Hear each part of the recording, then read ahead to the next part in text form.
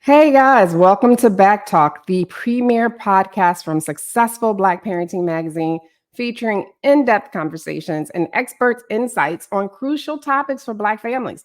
We are ranked one of the top 4 Black family podcasts on FeedSpot. Woo! I'm your host, Janice Robinson-Celeste. And parents, can you remember the first time that you realized the importance of mental health in your own life? Like maybe it's time you couldn't stop crying. Maybe it was just a breakdown. Maybe it was just something you're dealing with. You can't make ends meet. It could have been during any challenging moment or when just trying to understand your child's feelings. Sometimes we don't feel like we're the best parent we can be, but we are. We're the best we can be at that moment. But today, we're going to be discussing a topic that affects many families, but it's often hard to talk about, especially in the Black community: mental health and suicide, especially among teens.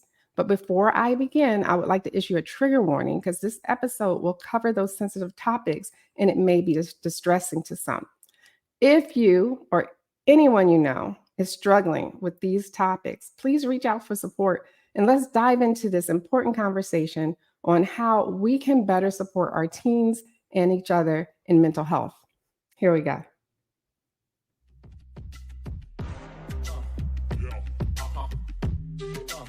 This is BACKtalk by Successful Black Parenting Magazine, the most listened to podcast for parents by parents.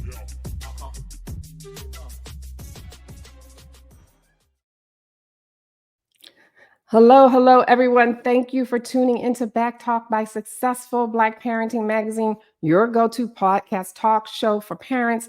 Now, I need a little favor from you all. If you can go ahead and spread the word about our show, I really would appreciate it. The more viewers we have, the more we thrive as well. We are live, which means you can post questions under this video and we'll answer your questions live on air. But if you're watching, do it early. So that's only for our live audience. Now, tell your friends to shout it out to your followers and their followers because sharing is truly caring. And don't forget to use hashtag BACKtalk when you post. Now, let's get into today's show. In this episode, we have Tony Weaver Jr., and I'm going to bring him up. Hi, Tony. He's an award-winning writer and educator, and we'll be discussing the critical issues of mental health, suicide, and teens in the Black community. So stay with us for this important topic. Stay to the end. On this conversation will highlight the need to improve health disparities and support mental health well-being in minority communities. So welcome to BACKtalk, Tony. I appreciate the opportunity to be here. Awesome. Tony, I gave you a brief introduction, but tell the audience about yourself. My name is Tony Weaver Jr., and the way that I describe myself is that I wear many hats, both figuratively and literally. So a lot of people know me by this hat because I make a lot of social media content around the experience of being a Black nerd, specifically talking about how we can create more positivity and equality in kind of the nerd community. Additionally, I am the executive director of a nonprofit organization called Weird Enough Productions. And at Weird Enough, our focus is on using the power of diverse stories to improve literacy and social emotional wellness among young people.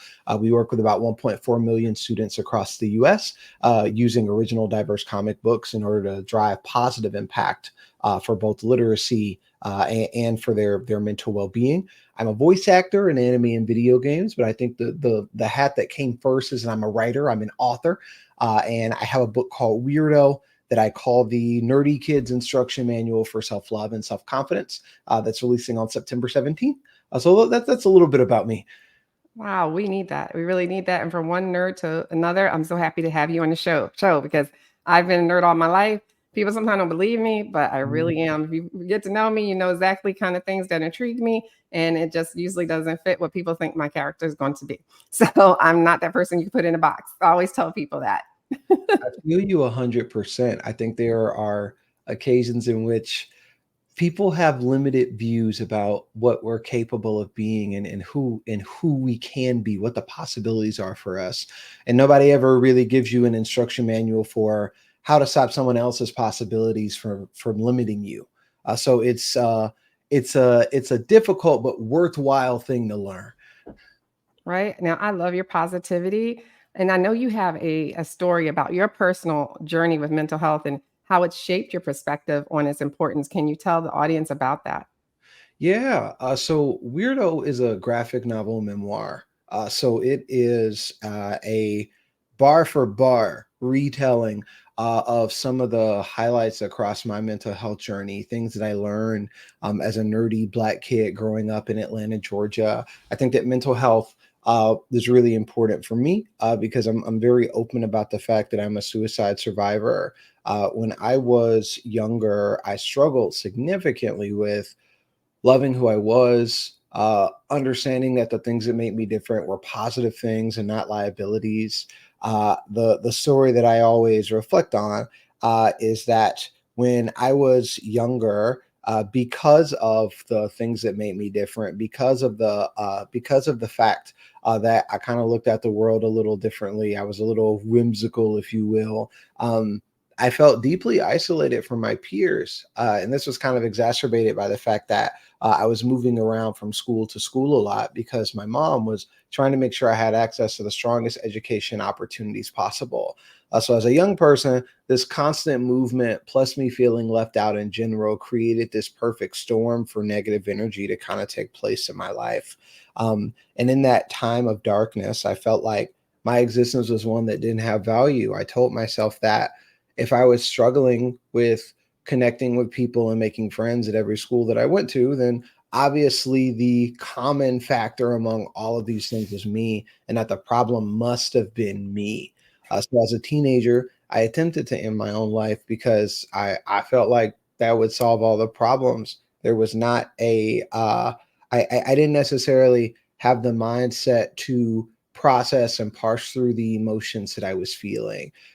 My parents found out about what was going on with me and got me in therapy. But I think that that experience being in the darkness made me very sensitive to the fact that it's something that a lot of kids deal with and go through, and that a lot of them don't have support for.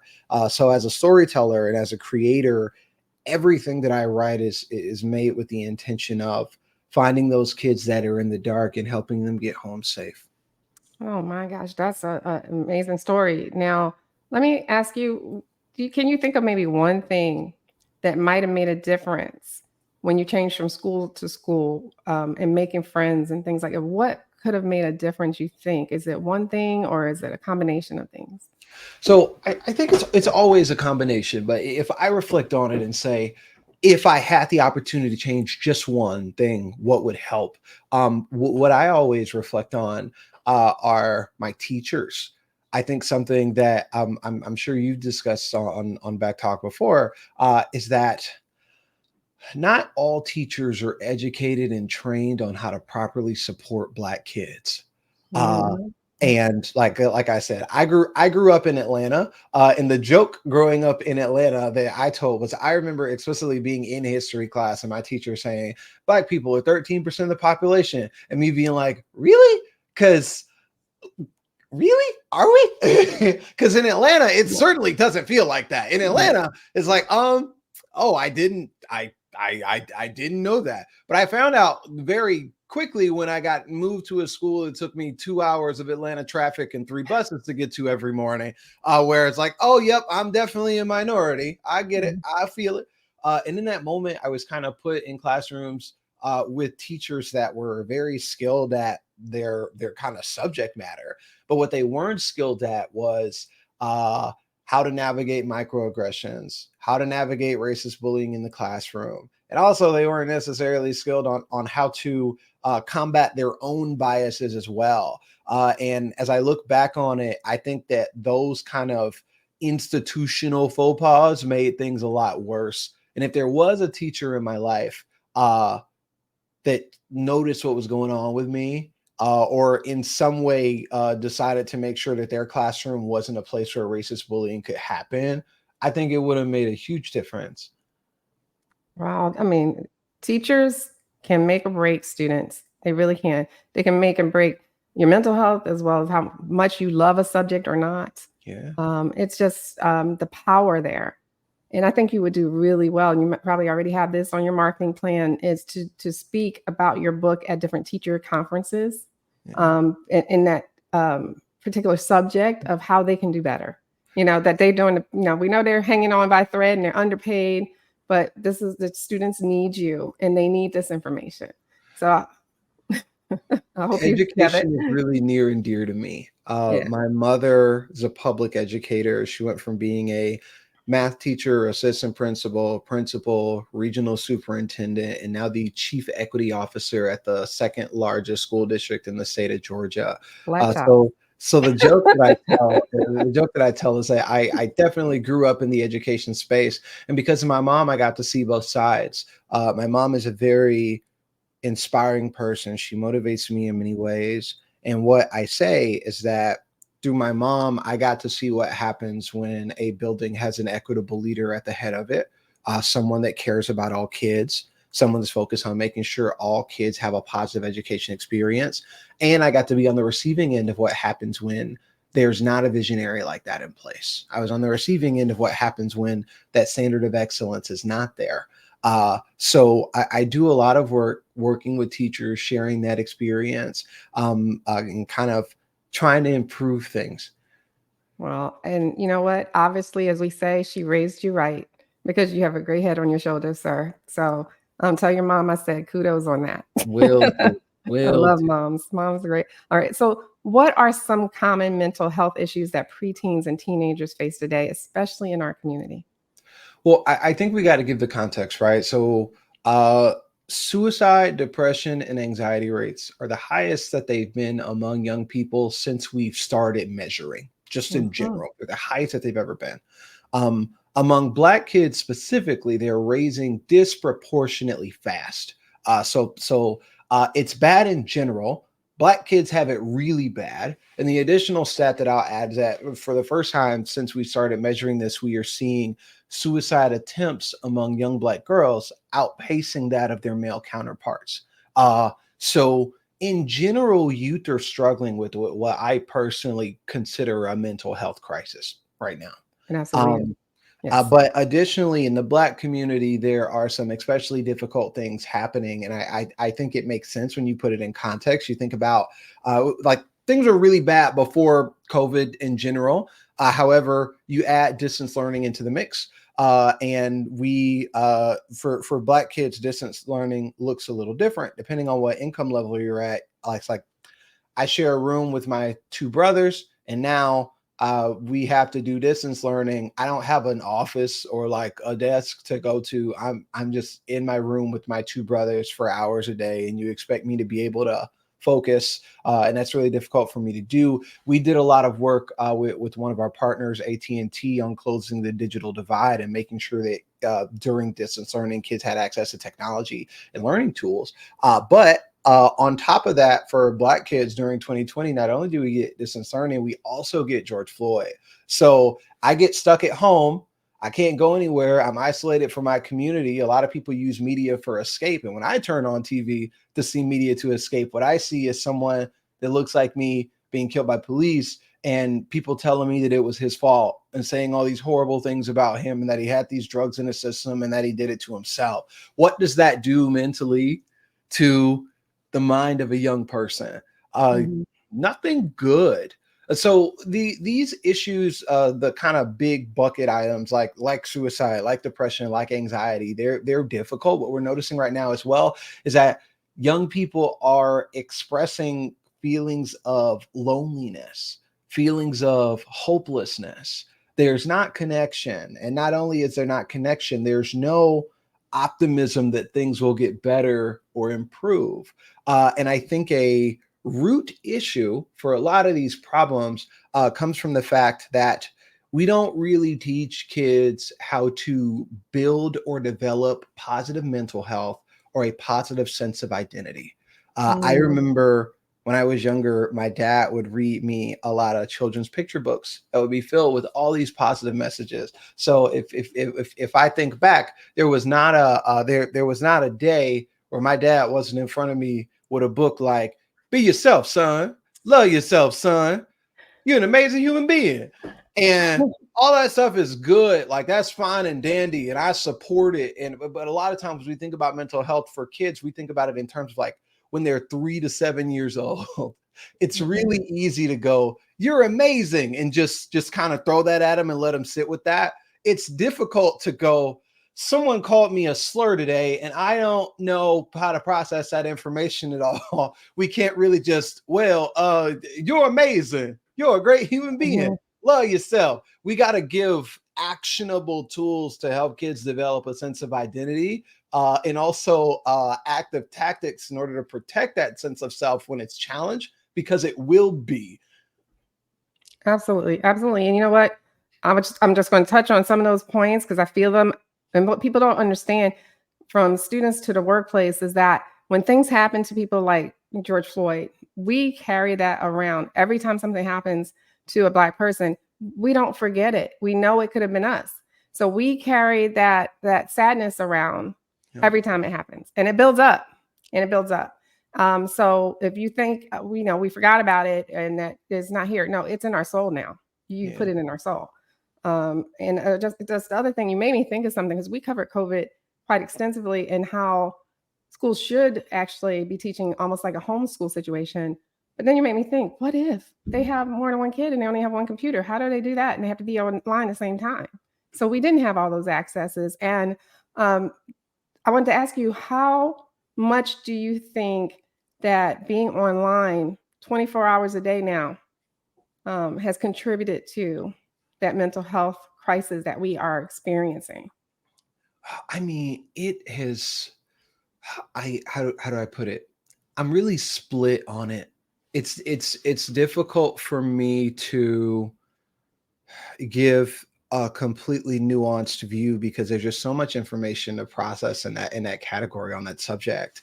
On one hand, we are able to look at the internet as this place where community is capable of happening. When I reflect to what was going on with me and when I was struggling, one of the key things that encouraged me to get help and that encouraged me to learn how to ask for help is that I had an online community that I could talk to more than the kids that I could talk to at school. I played an online game called MapleStory where even though at school I was the weird kid and I was getting bullied all the time, on MapleStory, I was a level 80 Dark Knight, and I had a really cool spear, and I was a part of this guild called the Maple Men, and we were really tight.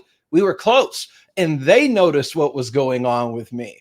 And there were actually adults in my guild that were like, "You need to go talk to your parents, like immediately. I need you to go talk to your parents." So on one hand, I've experienced positive online community and what that's able to do for a young person when they feel isolated. On the other hand, media literacy, digital literacy, and technology literacy are not being taught as clearly as they're supposed to be.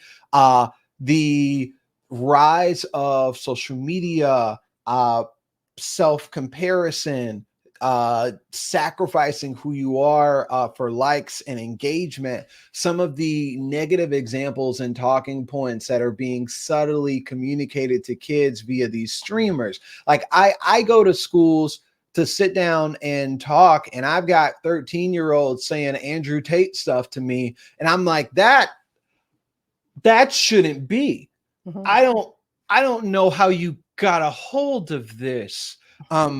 It's the social media and the internet, the same way that we're kind of throwing kids to the wolves with their mental health because we're giving them kind of open-ended platitudes instead of actionable tools. The same thing happens with the internet. We don't give them the tools for media literacy, how to parse through this information, how to know when they're being manipulated, how to know when their insecurities are being preyed upon. This is a completely different thing because we don't have legislation that stops companies from doing that. We are taking literal children and putting them in the ring with multi-billion-dollar companies that monetize based on your insecurities, that have psychological triggers and nudges that they've invested millions of dollars into testing and reiterating that are going to encourage a certain type of behavior in you. And they don't care as long as it gets them their usage, as long as it gets them that data that they want, they don't particularly mind. And I don't think any kid is equipped to fight that. I think even if we gave them all the media literacy training in the world, like I'm a media literacy expert. Like that's one of the things that I studied while I was in school. And I still find myself getting caught up. Sometimes I got the phone in my hand and I got to stop. Like, I'm being shown this for a reason and they want me to engage with it. And I don't like how this makes my brain feel. Sometimes I still fall for it. I tell a joke. I get in one argument every quarter on social media. Every quarter, I see some that makes my brain, it jumps past my security mechanisms. And I get in the comments to start fighting with people. I give myself like one a quarter. If it happened to me, and I'm a grown man, for a kid, it's a struggle. All this to say, I certainly think there's a correlation. Okay. Well, I was thinking more like, if you're getting bullied at school now, you can't turn off, they can chase you around the internet. You pretty much, even when you get home, which used to be a safe space. Yeah. So that's what I was worried about more, but you definitely put a positive spin on how it can help. And I just love that viewpoint. So thank you. I apologize for misinterpreting. No, it's okay, because what you gave was great. And I think that's a great way to look at it. I'm not in the gaming community, but I love that they helped you. But let me ask you then, how can parents create a safe and open environment for their children to talk about their mental health struggles? How can we help? What can we do? Okay, so I have an answer that I feel pretty confident about, but it's a difficult one, or at least I think about my parents. It would have been difficult for my parents, but I love what you said at the top of this, which is that every parent is trying their best and doing the best that they can do at that time. So I think at a base level, that's where we start. You got to do the best that you can, which I think a lot of parents are. However, in order to make the home a safe place for your child's mental health, you have to start conversations about mental health and communicating mental health early, which means that you as a parent have to have an understanding of your mental health, because it is very difficult for us to talk kids through how to navigate their emotions and process their emotions when there are a lot of parents, a lot of grown adults that do not know how to navigate their emotions. There are a lot of adults that, whether purposely or not on purpose, or when they hit a breaking point, end up taking some of their emotions out on their kids. So if you want to create that space of safety in the home where you say, listen, we navigate our emotions here. You show up with these big emotions. I love you. I'm not always going to have the answers, but if you show up with these big emotions, I'm going to sit down with you and we're going to figure out how to parse through it and navigate it. And you're never going to have to worry about me stomping on you when you express that you have this thing that you need to talk through. That's not just a talk that you can talk. You got to walk that walk. And for a lot of parents, that requires them looking themselves in the mirror and figuring out how to best process their mental health. It involves them going to therapy and identifying some of the places where their difficulty is. Something that I say when I talk about my mental health journey is that I deeply appreciate my dad, because my dad grew up in an environment where men were not allowed to feel weakness. My dad grew up in an environment where men needed to be strong all the time, or at least put on the veneer of it or the front of it in order to survive. And I don't have a picture of him, but my dad is like a very brolic guy. Like my dad works out like it's his lifeline. He works in intensely physical labor, and then he comes home and works out. My dad is like ripped. And when I was younger, he took a medication that dried out his eyes. So prescription wise, he wears sunglasses all the time. And when I was in school, my teachers would call him the Terminator, because he'd show up like in these like muscle shirts with sunglasses, and they'd be like, who is your child? And my dad's like, the one with the toy. That one. That was mine. And they look at me and they look at him like, oh my gosh. Really? And my dad was not in any way given any training on how to navigate emotions. Like there was a point in time where I didn't even think my dad had emotions. I was like, he don't feel nothing. I don't know what's going on behind those shades. But whenever he picked me up for school and he said, how was school today? He meant that. He meant that. He didn't necessarily know how to facilitate the space, but he made sure that there was one.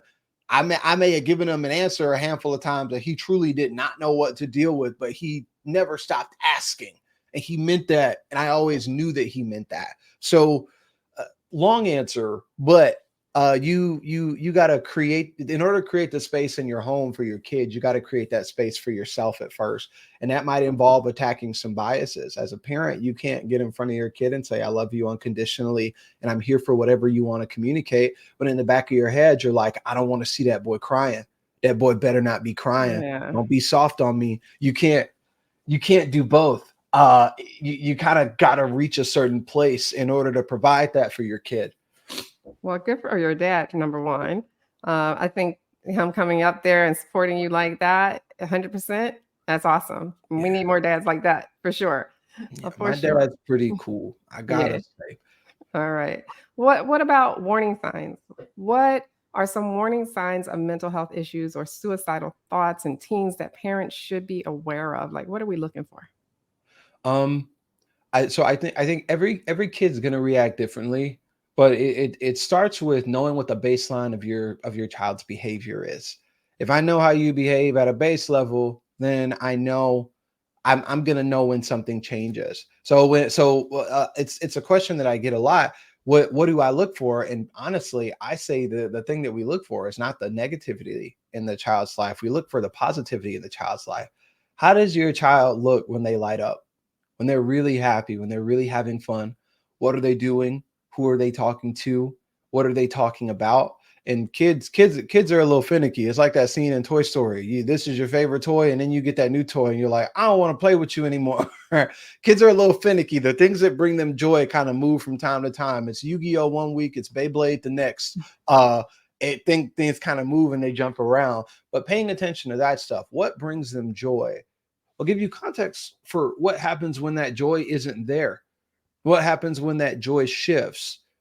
You used to love sitting and writing with me, and I would sit and watch the game, and you would sit at that table with your notebook and you would write, and I'd ask you what you were writing, and you tell me you were writing about a samurai and a fairy going to kill a dragon. And now I don't see you writing anymore. You haven't asked me for a notebook in a really long time. Why did you stop writing? What happened?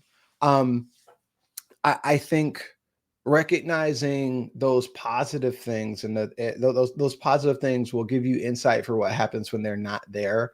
I think, and here's the how do I put it? Here's my controversial take that I say actively as a kid who has experiences, or a person that has experiences being a young person with challenged mental health, but not as someone that's a parent. We really, really got to be active with these phones. We really got to be active with these phones. Do not give your kid the phone and just like be like, all right, that's your phone. Have a good time, and kind of throw them to the wolves.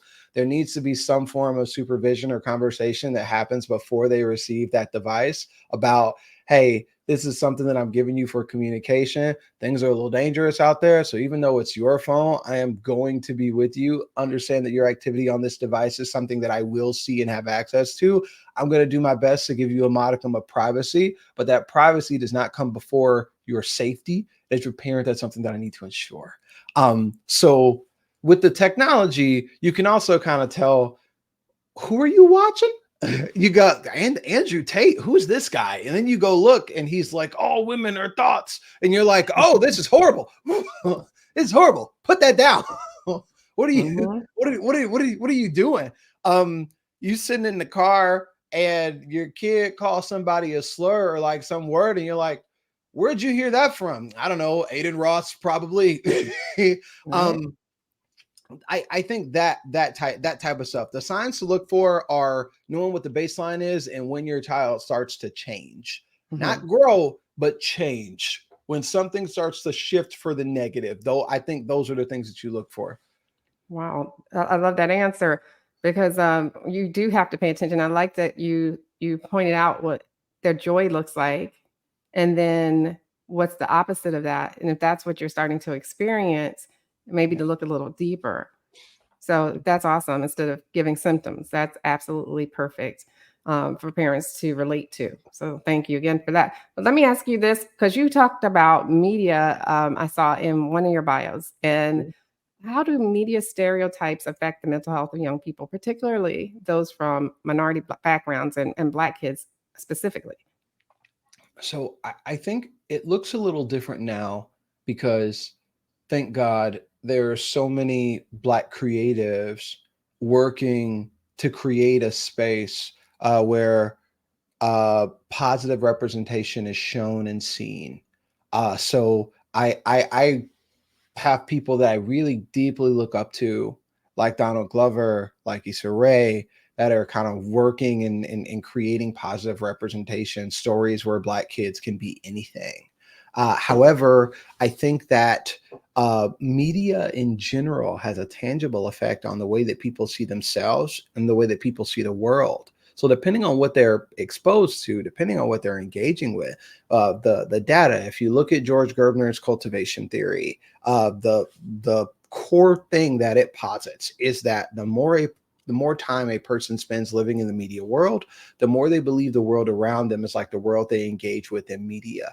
So for young people that are impressionable and haven't had the opportunity to literally go out and see the world, a lot of what colors their kind of points of view is what they see on TV, is what they see on social media. This is the way that they believe they need to act. And I think that as parents, we gotta be, I say we like I have kids, I don't.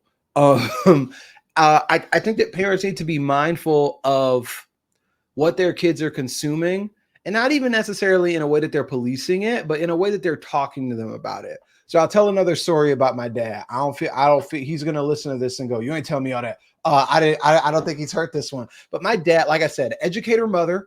My dad only has a high school diploma, but he worked full time to put my mom through her undergrad, master's, and PhD because he was like, one of us is going to school. It's not going to be me. So you got it. I'm going to go to work.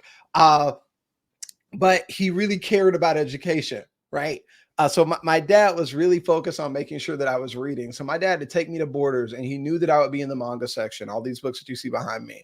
And I would come to my dad with books, and he wouldn't even look at the book. He'd be like, "You reading? That's the one you want." Okay. it just by the book. And as I look back on it, I'm like, there are things that I needed to unlearn as a grown man, like something I had to go to therapy for and talk with somebody about, that I picked up in a book that my dad bought me when I was 14, because he wasn't paying attention to what I was wasn't paying attention to what I was reading. Now, in my defense, I was certainly hiding what I was reading. Like it wasn't like he just wasn't paying attention. There was an active plan of deception on my part. But what I'm saying is keep an eye out for that. Like really, what are you reading? What are you watching? Sit down and read the book with them. Absolutely. And it happens younger and younger these days. So we had an incident where just on the TV, I have a grandson and he's autistic. He's 5, about turned 6. And he was watching what we thought was Minecraft, right?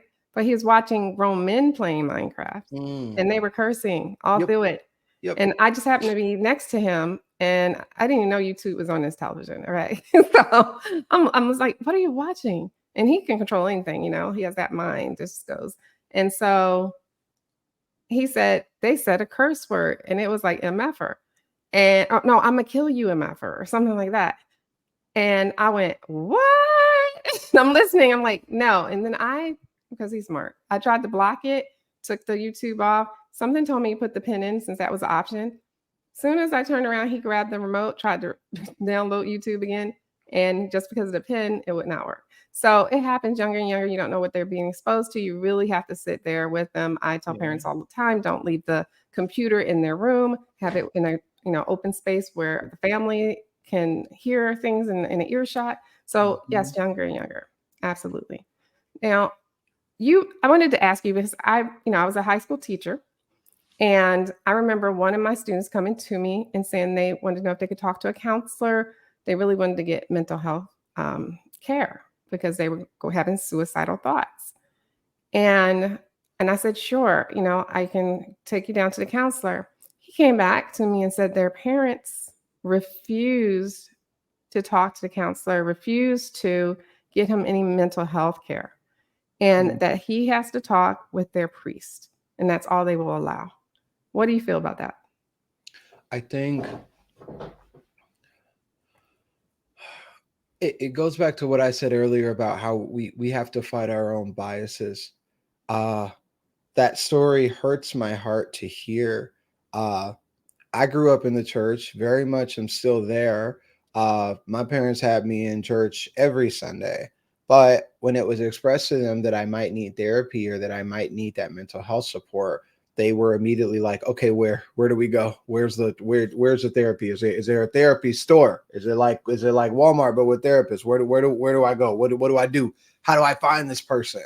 Um, I think navigating mental health with a young person is something that requires courage. And one of the things that you have to be courageous enough to do is recognize that even though you love your child, the experience that you are helping them navigate is theirs, not yours. So the support that they need might look different than what you believe that support is supposed to be. I think mental health is stigmatized in the Black community in a lot of ways. And what I tell people is don't let Twitter fool you. Black Twitter is very transcendental. I love my family on Black Twitter. Black Twitter is like, I have a therapy t-shirt. I talked about therapists, Black therapist this, Black therapist that. And I'm like, you are correct. And I love that for you. I love these generational curses that are being broken.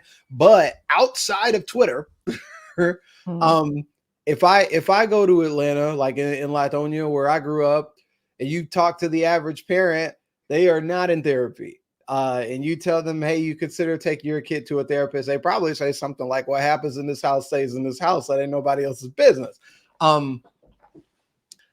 There are a lot of things that we as a community need to unpack in order to allow our kids to have access to these types of resources. Because when you think about it, therapy is in many ways a form of vulnerability.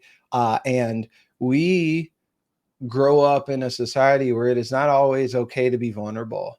And though my parents created a different experience from me, the one that they grew up in was certainly one in which vulnerability meant destruction.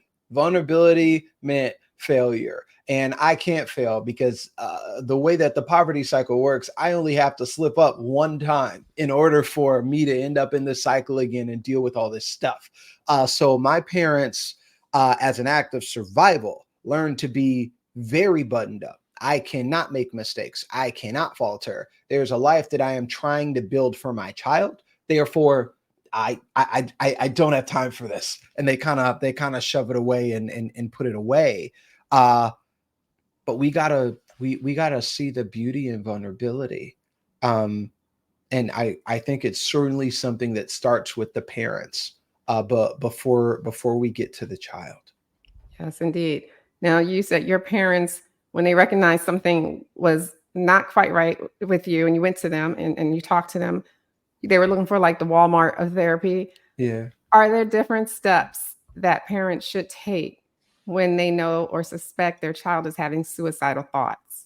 So I'll tell you an experience that I had that is also a scene and weirdo that is, and it's in there because it's very palpable for me.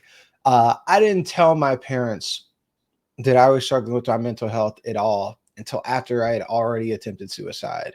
And I didn't tell them. I told my cousin because my cousin, who went to the same school as me, was like really on my back about something, and it kind of came out in conversation. My cousin told her dad, my uncle. My uncle called my dad, unbeknownst to me. And my dad was at the school like in the next hour. Like, hey, come on, get him, get stuff. We're leaving. Come on. And when I got home, I vividly remember hearing my mom in tears on the phone with the suicide hotline. And she just kept muttering the words like, I just want to help him. I just want to help him. And it's my understanding that my mom called the suicide hotline, explained to them what was going on with me. At the suicide hotline, identified what state she was in and told her about resources and the places that she needed to call. She called that place immediately, and they set an appointment for me like within 48 hours, where I showed up. I got an evaluation, and then based on that evaluation, they gave her a list of places that were recommended, and she picked one. And all that happened over the span of like a week. So I think you don't have to overthink it. If you're concerned about your child's well-being, there research, like the suicide hotline, you literally make a call. You make a call. And if you show up and you're like, listen, all I know is I'm in X state and I have a kid that's this age that I need to get support for as soon as possible. They have aggregated information that is that's accurate, that you can go find, and that they can point you in the direction of. So the first thing I'll say is, if you feel like you need that help, don't wait. Don't feel like, oh, I got to go get all the perfect information. I got to do the research. It's literally one phone call, 15 minutes, and somebody that's an expert in this stuff will have you on your way. I think the suicide hotline is a resource that gets mentioned a lot. It comes up a lot in conversation, but I think that trivializes it in some ways. Like, YouTubers will make videos and then put the number for the suicide hotline in the description. And a lot of people go, well, how I'm just supposed to call and talk to somebody, and that's just going to fix everything. But they have experts over there to connect you with resources that'll kind of help facilitate that long-term change. So if you notice something is wrong, I would say make that call. There are also organizations like Open Path, Black girls do therapy, Black men do therapy. And I hesitate with these because a lot of them are regional. Like some of them are like, we do work in New York, or we do work specifically in the Southeast. But the resources are all about.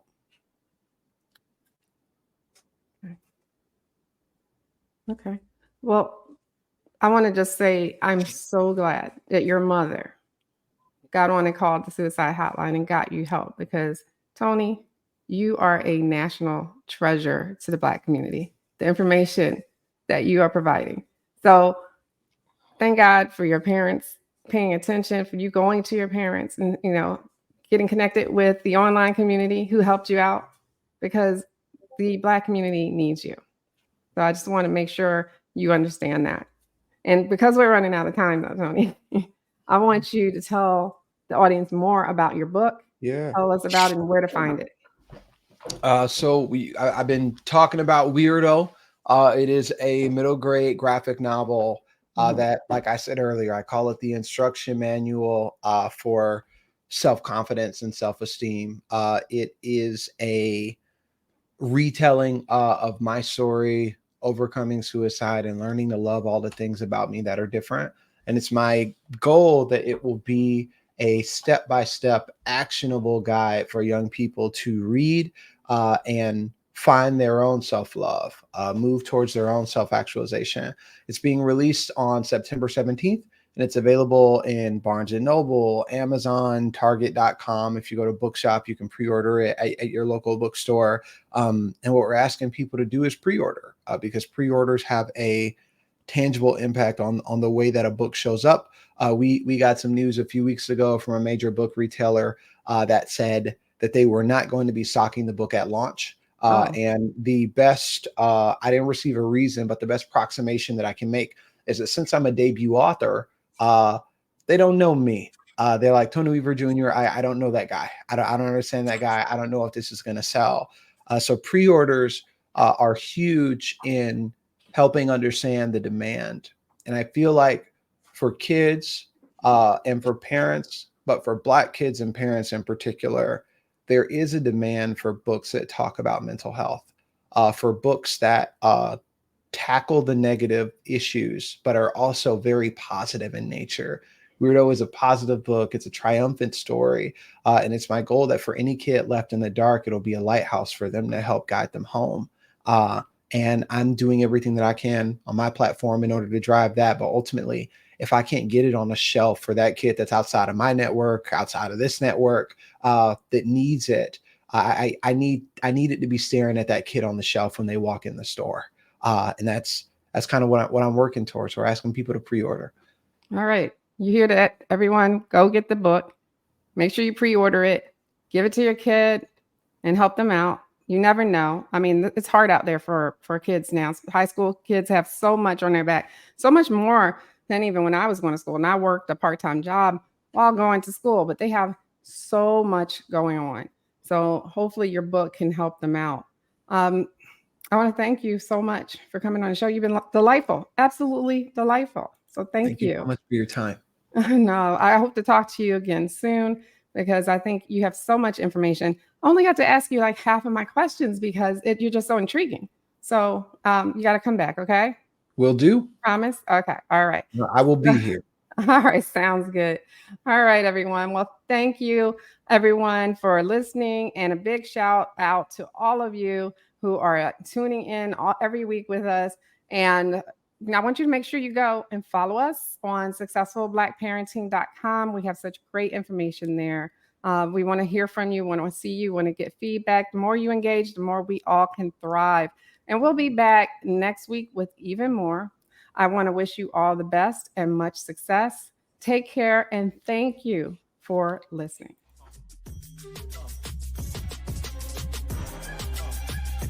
Thanks for tuning in to BACKtalk by Successful Black Parenting Magazine. We'll see you soon.